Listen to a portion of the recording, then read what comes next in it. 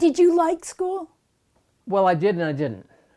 I had some wonderful teachers.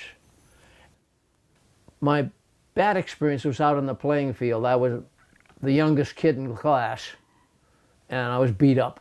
I was bullied. So I had to kind of stand my own ground and whatever, and I didn't like it, and I didn't like some of the anti-Semitism that was going on. They'd say Jew boy, and they'd push one of the other kids to fight me and get me into a fight, and they'd create the ring of students, and it was just, you know, when I did want to be part of it, I wasn't welcome. I would try to do stuff to please people, but there were students that did stand by me and protect me. Jerry Jeffers? Jerry, of course, Jerry was.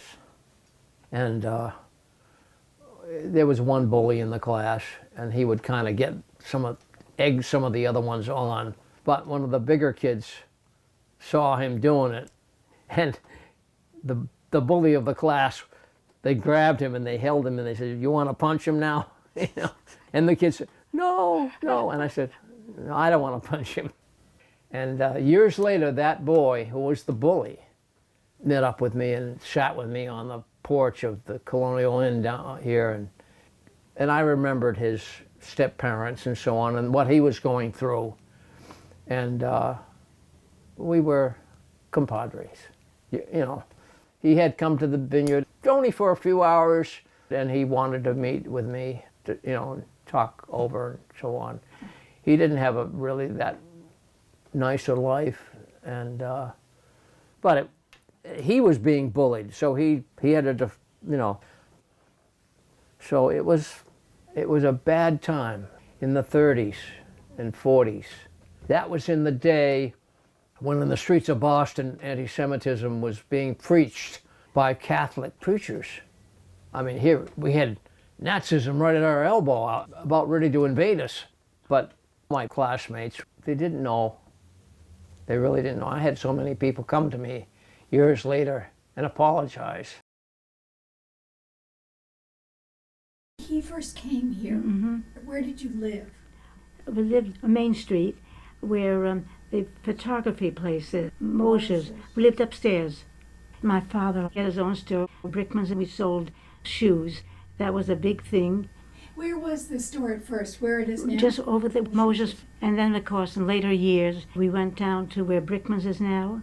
And then, of course, we expanded. We went into clothing and so on. So when your father first set up the business, he was just starting from scratch, wasn't he? Did he get a loan from Carrie Luce? Well, you had to get a loan. We didn't have any money. Couldn't afford to have any help. So usually the children helped out in a business. When did you start working in your father's business? When I was about 10 years old. Maybe younger, I don't know. On a stool. You sit on a little box so that you could write on something, Ida. Necessities is a great invention. You have to do it, and you do it, that's all. I know my sister's very modest, but she, even as a little girl, she didn't realize the many roles that she had to play. She was the oldest of the family. She had to work in the store. She had to do her homework and do it well. And she was a little business lady at 10 years old. When you came home from school, say when you were 10 or 11 years old, what was the course of your days? You go to school and you come home at about 3 o'clock in the afternoon. And then I was in the store. I had to make out orders. I had to pay bills. I had to do the windows. I don't know. We just did things, that's all. At dinner at night in your family, would you talk about work and what was going on? We had it for breakfast, lunch, and dinner. That was the main topic. Ever since you were a child, you had learned how to budget. Oh, yes. I had to budget for my parents because you have to pay the bills. You know, you ordered merchandise and everything has to be paid in 30 days. We were children of struggling parents who came to this country without any English, with a half a penny in their pocket, and to make a new life and a new livelihood and all. Papa expected us to do it right. But you know, if you have to do it, you just do the best you can. I can remember when my father Maybe I was 6, 7 years old. I don't know. He stood me in front of the register, and he had the patience to show me how to make change. You know, and there was no question that you weren't going to do it. If we didn't know how to do it, you found a way to do it because you had to do it, and that's what gave the strength. But I think everyone that See, came to that's this how we country, was. all the immigrants, they had to go through the same things. They had to survive. When you were doing the bookkeeping for the store, was your father teaching you, or were you pretty much figuring it out in terms of the finances? I was figuring out. I think we worked together, but he just took it for granted that I would do it, that's all. And then I learned. Then when the superintendent of schools came in and he saw me making out an order and I wasn't doing it right, so he showed me how, and I'm still doing it. I'm only 90. When you were, say, 10 years old, what were your dreams of your future? I mean, what I did you... didn't think of dreams. We just didn't. We just did what we had to. You went to school and then you went to work in the store. I could not go to college. My father and mother didn't have any money. Did you want to go to college? Yes. You had the catalog, Bay Path Institute. I had. Springfield. I was interested only in business, but the calendar kept going. Well, anyway, it's interesting to look back, but I am interested in the future because, well, you have to have a foundation. That was the past, but we're living now in the future, almost the year 2000. Did you ever feel any anti-Semitism from people around here?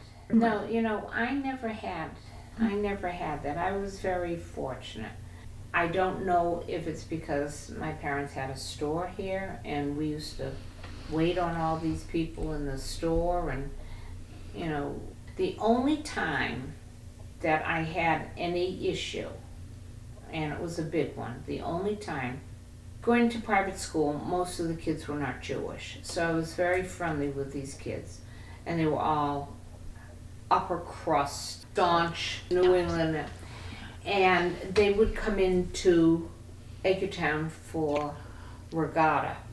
And at that time they used to have block dances in the parking lot in Edgartown.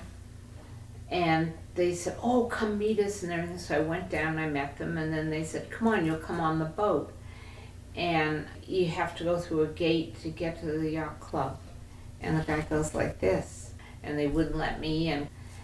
And, you're with 17-year-old kids, guys, and, well, what's going on? What's going on? Oh, no, that's okay. I'll meet you later. Why don't you bring your boat around? And they wouldn't let me in because they knew I was Jewish, and at that time, that was restricted. And they wouldn't even let me go through the gate. Ironically, the story is that the launch people had uniforms, khaki pants, white shirt, hat, like captain hat. And they used to buy all the things from Brickman's. And the underlying thing, my father said to them, we'll fill the order, but I want you to take my kids for a ride on the launch. So the day we went to deliver the uniforms, the gate was open. They let us right through, but we couldn't go into the restaurant part. We had to take a left immediately to go onto the dock. They put us in the launch and they drove us around Edgartown Harbor. We gave them their uniforms and we left. So that was the only time that I really had any issue. That was 55, 56, somewhere around there. I never thought of being Jewish would interfere with growing up. I mean, to each his own, but I don't know, it just never crossed my mind that these things would happen. Well, it was interesting also. I had this wonderful lady, this customer in Edgartown that I was very friendly with for years. And one day she said to me, would you like to belong to the Edgartown Yacht Club? I says, well, let me ask my husband. And we talked about it, and then we realized that they wanted us because we would be the token Jew. So I told her no. After that, I mean, now there are Jewish people there now, but years ago, no way.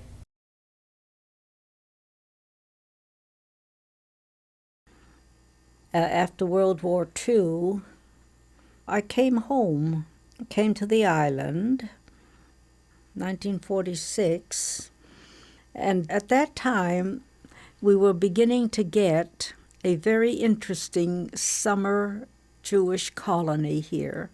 Wonderful people, educators, rabbis, doctors, slowly beginning to come to the island. And they stayed mainly at Tashmo Inn in Vineyard Haven. A lot of the other places on the island were not receptive to these very... See, the Jewish community coming here now has no idea. More doors were closed than open. Really? They would not be accepted? Really? No, that's unfortunate, but And that's not so long ago. not so long ago. No, definitely not. That's why I tried to be diplomatic, to say that what our early families had established through people gaining trust in them and the kind of character they had were all factors in the island people beginning to open their hearts more and their doors more to our Jewish people who were coming here, especially the summer people. Thomas Rabbit was a town selectman here, and where they now have the school, it's a Montessori school going to West Chop, where that school is now, that building there was white, porched, lovely old island house, and it was made into an inn, the Tashmo Inn. And then he built some small cottages in back on North William Street there. And in that area, people rented out the rooms to his guests, and then they ate in the inn, Tashmo Inn. And that was the one place that all these famous people, they were very famous professional people, but being of the Jewish faith, not acceptable everywhere. If someone were ill and went to the hospital, they would be thrilled to be treated by one of these great men, but socially, not. I have to analyze every once in a while how come, because I sailed through without being hurt. I only recall one incident when I was a little girl where one lady sent me home. She chased me out of her yard because, being of the Jewish faith, she didn't want me to play with her daughter. You know, it's interesting, And did she but say her that? daughter ended up working for us.